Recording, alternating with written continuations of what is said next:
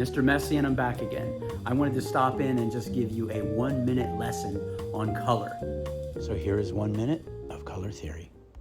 Whenever I'm creating artwork with colors, I think of the color wheel in two specific groups. The warm colors, which are yellow, orange, red, and purple, which all blend well together, and they keep the warm nature of their tone. Then the second group of colors would be the cool colors, which would be the blues, the greens, over to yellow again. The cool colors, like the warm ones, will blend with each other very well.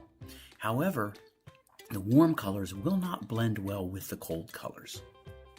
It's something to keep note of because they will turn brown or gray.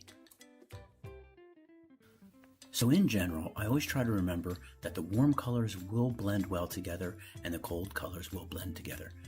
When you blend them with the warm with cold, they don't blend so well. They turn brown or gray. Another thing I try to keep in mind to remember that is that the sunrise are like the warm colors and the ocean water are like the cool colors. So they look good next to each other. They just don't blend well. And those helpful hints are your 1 minute of color theory.